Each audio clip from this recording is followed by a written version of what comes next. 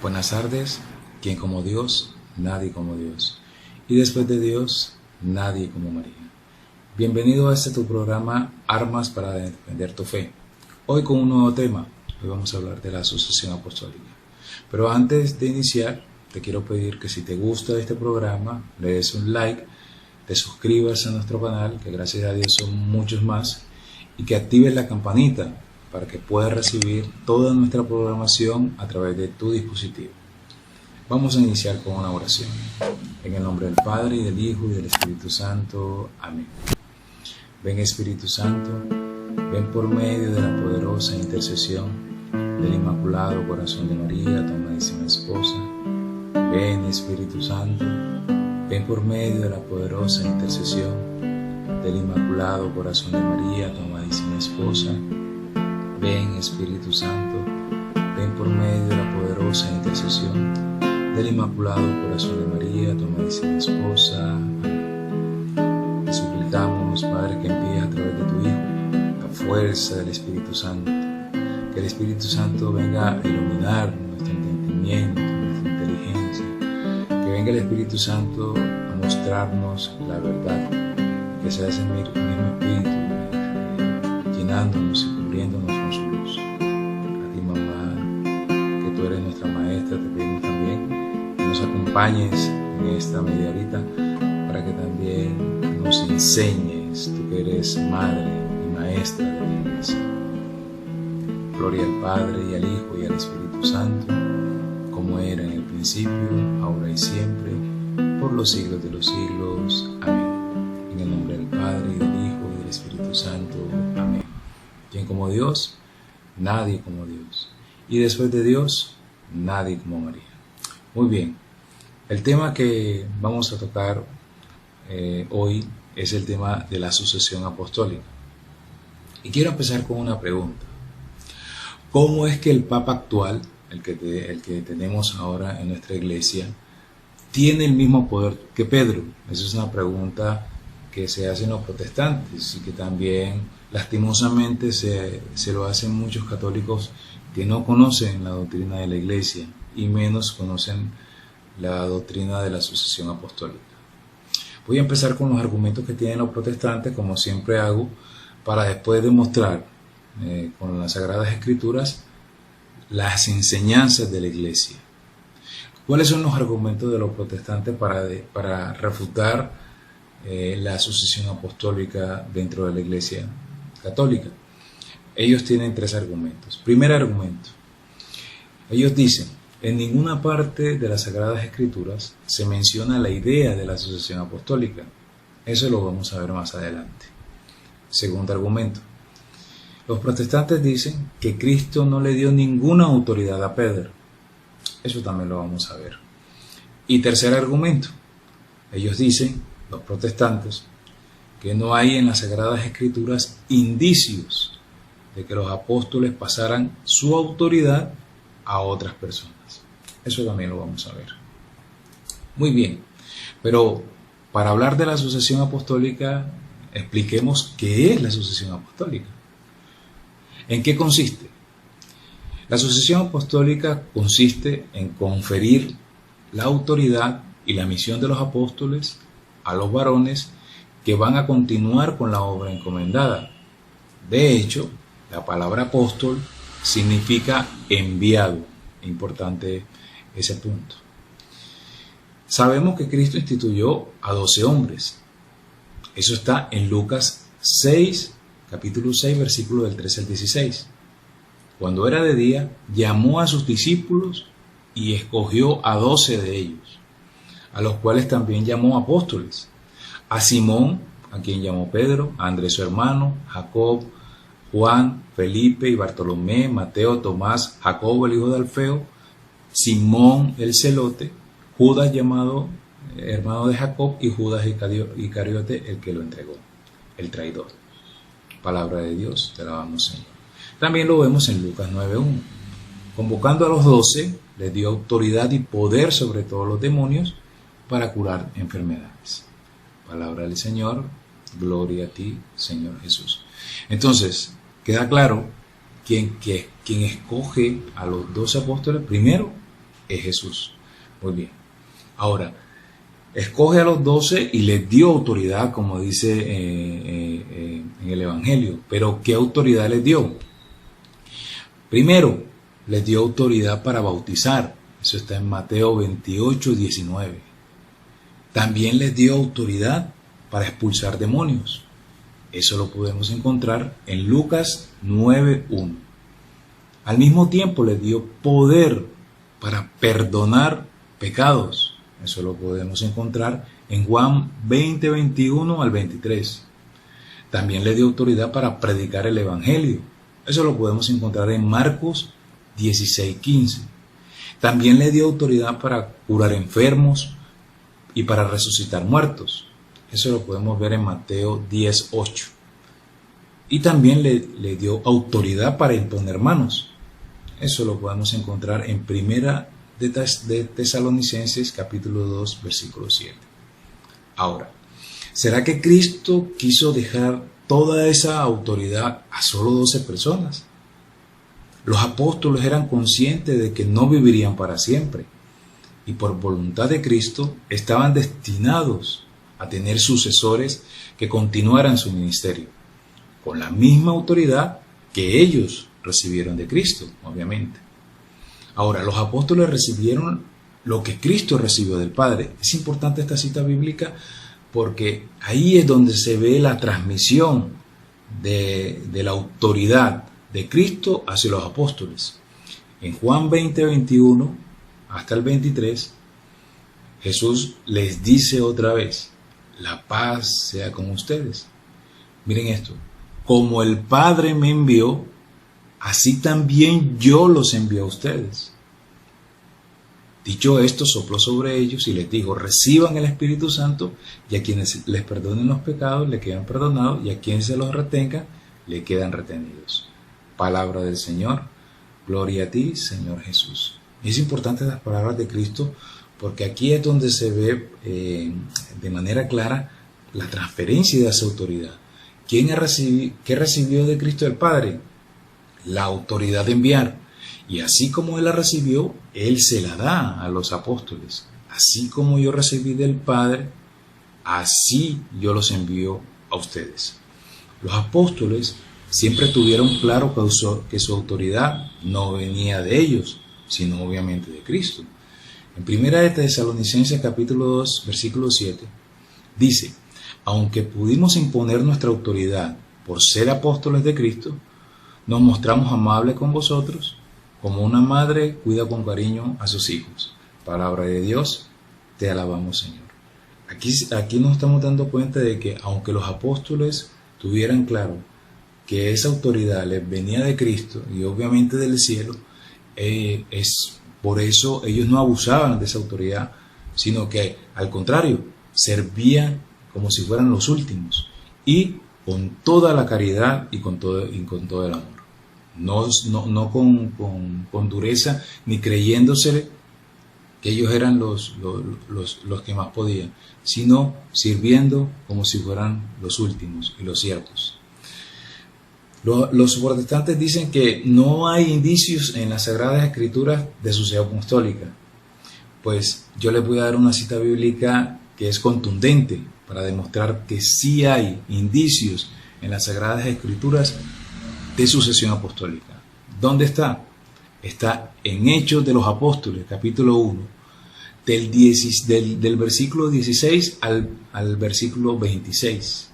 Aquí podemos leer la escogencia de Matías, después que Judas, el Iscariote, el que traicionó a Jesús, se ahorcara.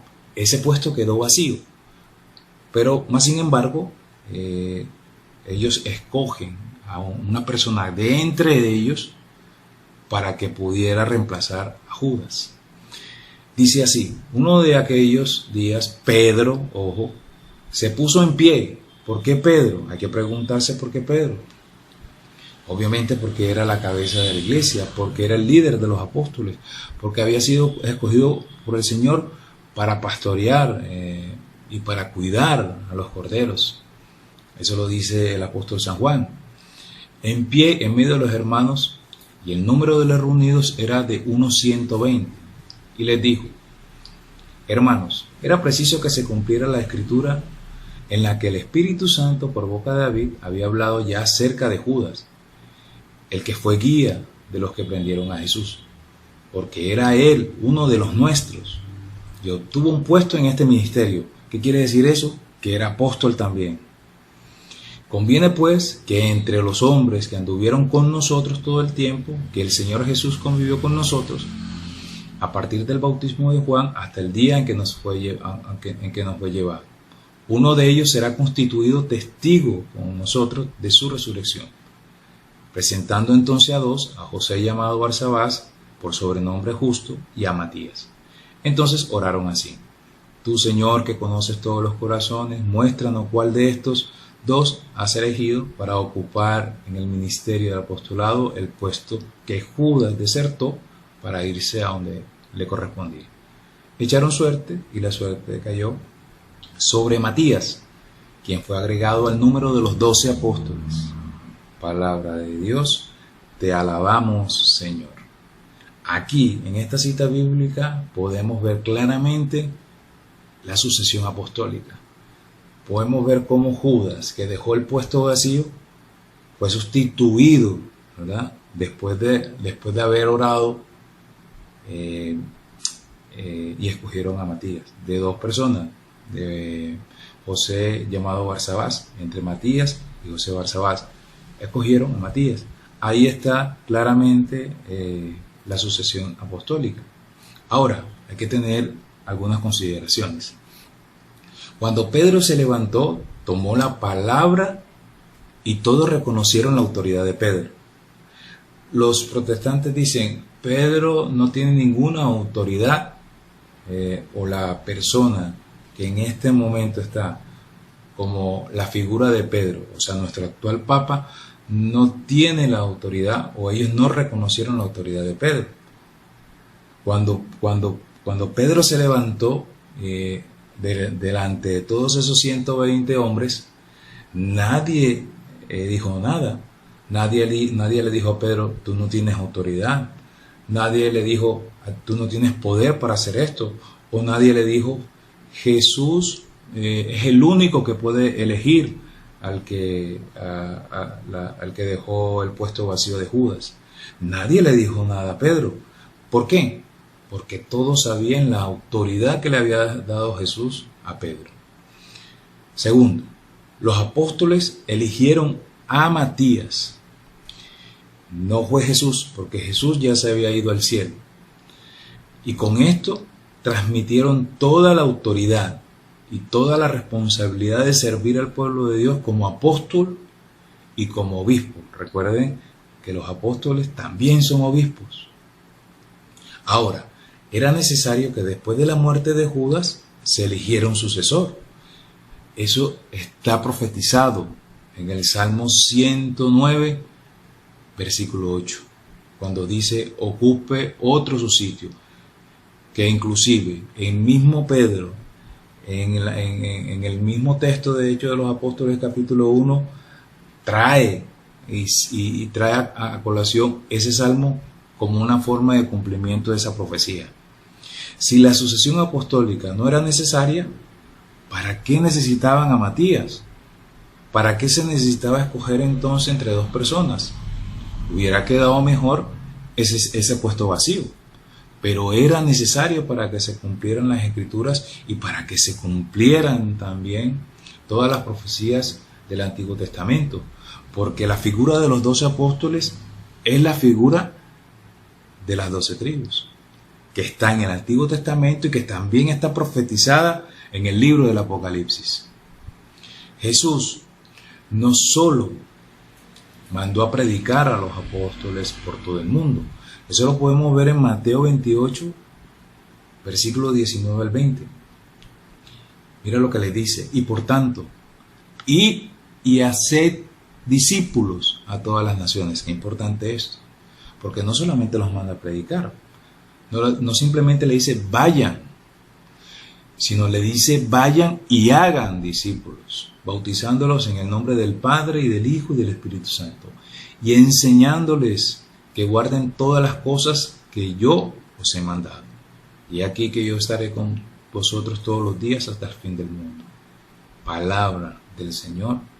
Gloria a ti, Señor Jesús. Aquí en Mateo 28, capítulo 28, versículos 19 y 20, está muy claramente cómo Jesús, además de transferirle esa autoridad, también les da autoridad para que hagan ellos discípulos, porque ellos no van a quedar toda la vida. Algún día tendrían que irse de este mundo y tenía que transmitir todas esas enseñanzas que recibieron de Jesús a su vez a las otras personas que iban a escoger como sus sucesores.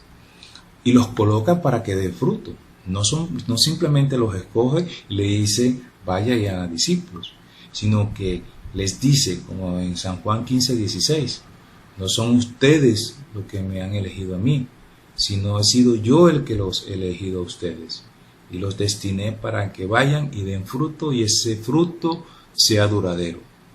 Palabra del Señor, gloria a ti, Señor Jesús. Entonces, ellos a su vez hacen discípulos y de alguna manera también los forman para que den fruto. No simplemente los elige y les da autoridad para que prediquen, sino para que den fruto, para que el fruto, la semilla del Evangelio crezca en todos los corazones y se cumpla ese mandato de Jesús de evangelizar todo el mundo. Ahora, sin elegir sucesores, era imposible que se predicara a todo el mundo y que sus frutos permanecieran. Ahora pregunto yo, ¿cómo hemos sido evangelizados nosotros? Nosotros hemos sido evangelizados por otras personas también, por los sacerdotes que han recibido de alguna manera esa autoridad. Hemos recibido los sacramentos y hemos recibido también los dones y hemos recibido las gracias a través de los sacramentos. Hemos recibido el Espíritu Santo a través de la autoridad que se les ha dado a través del sacerdocio ministerial.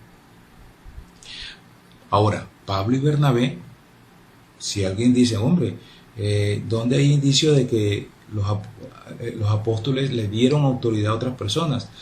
Pues en Hechos de los Apóstoles, capítulo 13, del 1 al 3, nos damos cuenta cómo Pablo, que no conoció al Señor, y Bernabé, que tampoco lo conoció, ellos fueron escogidos y fueron, de alguna manera, se les transmitió la autoridad a través de los apóstoles.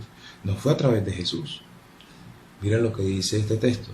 Había entonces en la iglesia que estaba en Antioquía profetas y doctores.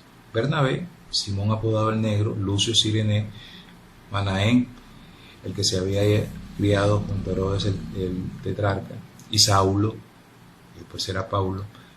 Mientras estaban celebrando culto al Señor y ayunando, dijo el Espíritu Santo, apartadme a Bernabé y a Saulo para la obra que los he llamado. Entonces, habiendo ayunado y orado, les impusieron las manos y los despidieron. ¿Quiénes les impusieron las manos? Pues los apóstoles.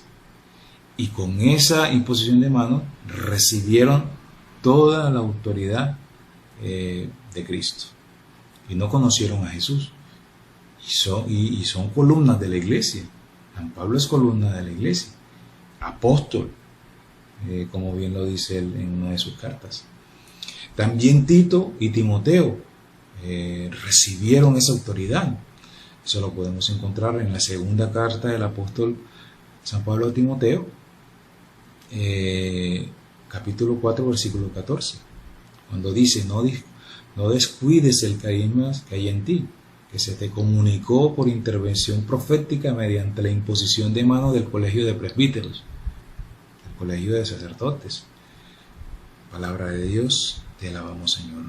En este texto nos damos cuenta cómo recibió la autoridad Timoteo y también lo recibió Tito. En la carta del apóstol San Pablo a Tito, capítulo 1, versículo 5, dice, el motivo de haberte dejado en Creta fue para que acabaras de organizar lo que faltaba y establecieras presbíteros en cada ciudad como yo te ordené. Eso se lo dice San Pablo a Tito.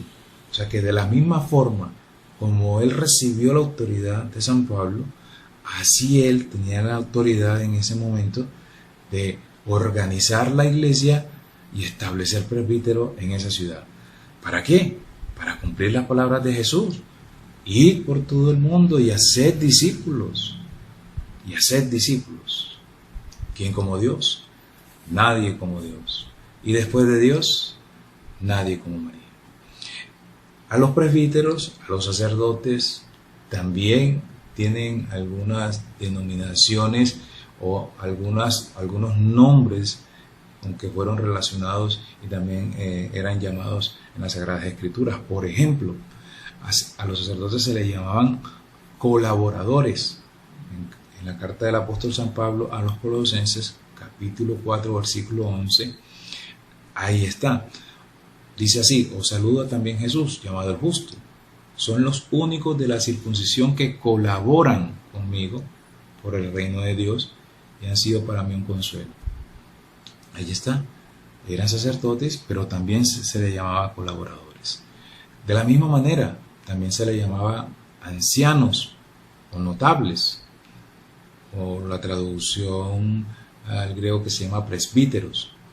En Hechos de los Apóstoles, capítulo 11, versículo 30, dice: y así lo hicieron, remitiendo la limosna a los presbíteros por intermedio de Bernabé y de Saulo. Presbítero significa anciano o notables. Ahora, otros también eran llamados obispos o episcopos, episcopoi en griego.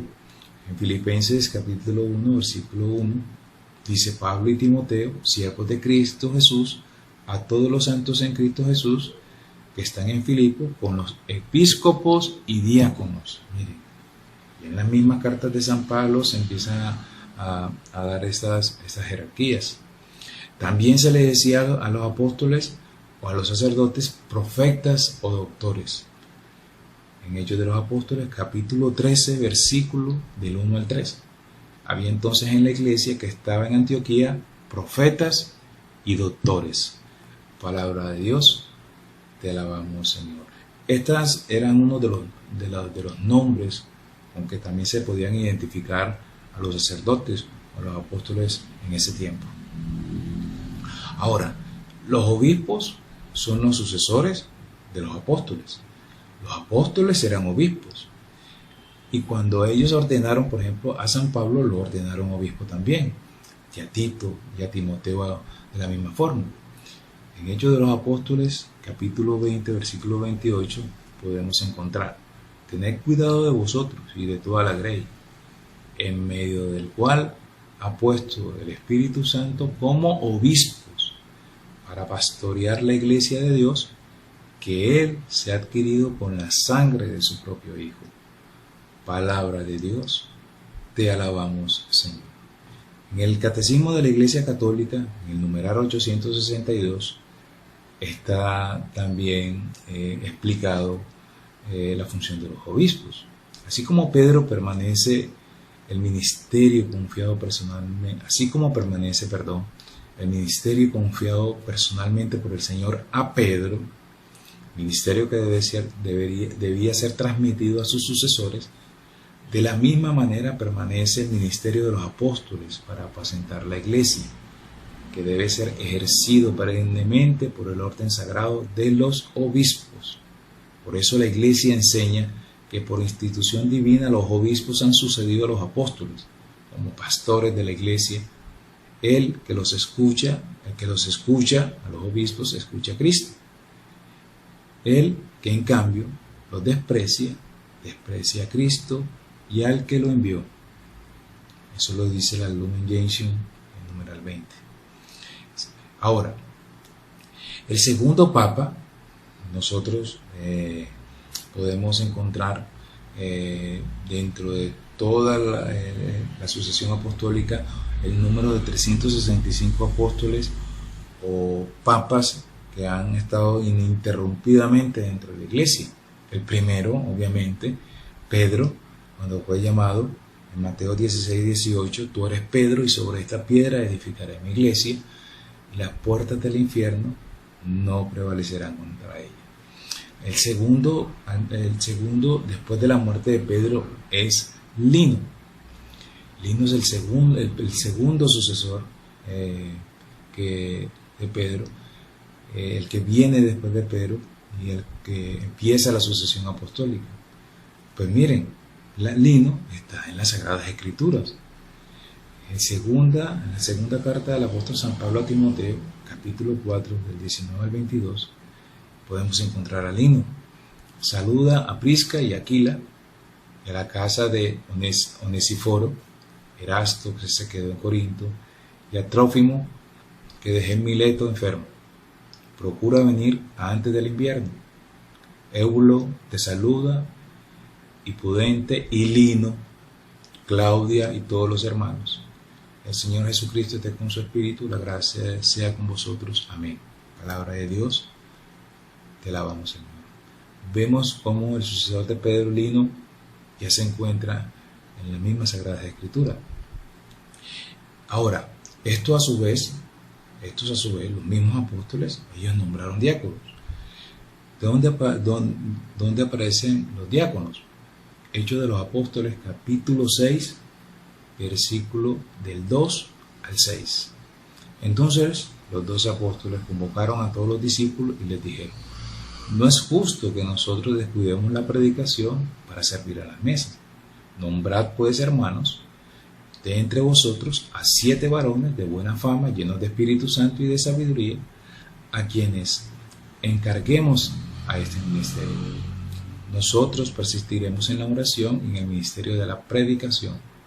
Agradó la propuesta a toda la multitud y eligieron a Esteban, varón lleno de fe y de Espíritu Santo, a Felipe, a Prócoro, a Nicanor, a Timón, a Pármenas, a Nicolás, prosélito de Antioquía, los cuales presentaron ante los apóstoles, quienes orando les impusieron las manos. Palabra de Dios, te alabamos, Señor. ¿Quiénes oraron sobre ellos? Los apóstoles. ¿Quiénes les impusieron las manos? Los apóstoles. Y a través de esa imposición de manos le transmitieron toda la autoridad. ¿Para qué? Para que ellos se pudieran encargar de la atención de las personas del pueblo, mientras los apóstoles se dedicaban a la predicación. ¿Ya ven? Muy bien. También Pablo y Bernabé eran sacerdotes. Eso está en Hechos de los Apóstoles, capítulo 14, versículo 23. Dice así: enseguida, habiendo ordenado sacerdotes en cada una de las iglesias, después de oraciones y ayunos, los encomendaron al Señor en que habían creído. Pablo y Bernabé también, después de haber recibido la autoridad de ser sacerdotes como obispos, también ordenaron sacerdotes. O sea que aquí podemos ver cómo a través de esa autoridad los apóstoles transmitieron toda esa autoridad de Cristo a otros varones. En cada iglesia tenían colaboradores. En Filipenses capítulo 1, versículo 1, vemos cómo los obispos y los diáconos también hacían lo mismo. San Pablo le advierte a Timoteo de escoger bien a los sacerdotes. Segunda carta del apóstol San Pablo a los Timoteos, capítulo 2, del 1 al 2. Tú pues, hijo mío, obra buen ánimo con la gracia que tenemos en Jesucristo, y las cosas que de mí has oído delante de muchos testigos, confíalas a hombres fieles que sean aptos para enseñar también a otros. ¿Qué advertencia le hace Pablo a Timoteo aquí? Que a la hora de escoger, sepa escoger a esos hombres que van de alguna manera a llevar el Evangelio a las otras personas, que les enseñe bien, para que ellos también enseñen a otros. Qué impresionante ese texto bíblico. Ahora, para terminar, en la iglesia hay 3 grados para el orden sacerdotal. Recuerden que el orden sacerdotal es un sacramento, y como sacramento el sacerdote debe recibirlo para poder recibir la autoridad de Cristo. Hay 3 grados. El primero es el de obispo. Eso lo podemos encontrar en la primera carta del apóstol San Pablo a Timoteo, capítulo 3, del 1 al 6. Ahí podemos ver cómo el obispo, las características que debe ser el obispo. Por ejemplo, es una verdad cierta que quien desea ser obispo desea un buen trabajo o un ministerio santo, pero es necesario que el obispo sea irreprensible, casado una vez, sobrio, prudente, grave, modesto, casto, amable, amante de la hospitalidad, amable, propio y capaz de enseñar, no dado al vino, no es violento, sino moderado, no pleitista, no interesado, más que gobierne bien su casa, que tenga a sus hijos en sujeción con toda honestidad. Miren todas las características que debe tener el obispo. El Catecismo de la Iglesia Católica, en concordancia con esa cita bíblica, en el numeral 1555, dice: según la tradición, entre los diversos ministerios que se ejercen en la Iglesia, desde los primeros tiempos ocupa el primer lugar el ministerio de los obispos, que a través de una sucesión que se remonta hasta el principio, son los transmisores de las semillas apostólicas. ¿Qué quiere decir eso? Que los obispos son los que transmiten la autoridad a los sacerdotes. Muy bien.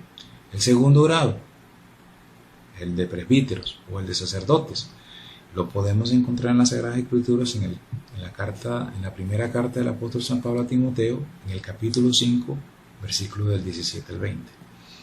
Los presbíteros cumplen bien su oficio,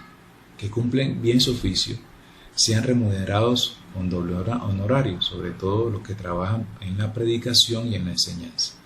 Pues dice la Escritura: no pondrás bozal al buey que trilla, y digno es el obrero de su salario. Contra un presbítero no admitas acusación, sino con 2 o 3 testigos. A los que persisten en pecar, repréndelos delante de todos, para que los demás también teman. Palabra de Dios, te alabamos, Señor.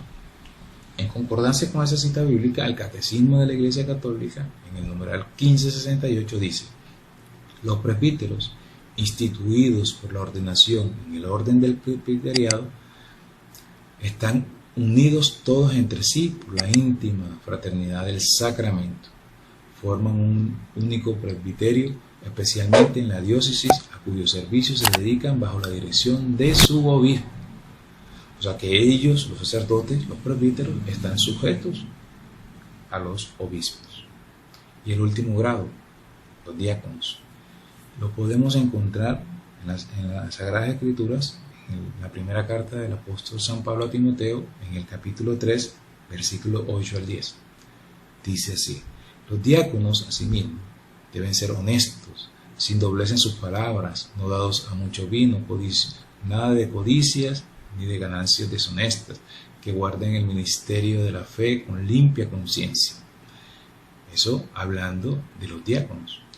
El Catecismo de la Iglesia Católica, en el numeral 1569, dice al respecto de los diáconos: en el grado inferior de la jerarquía están los diáconos, a los que se les impone las manos para realizar un servicio y no para ejercer el sacerdocio. O sea que ellos todavía no han llegado al sacerdocio, sino que es la primera escalerita o el primer escalón para poder llegar al sacerdocio.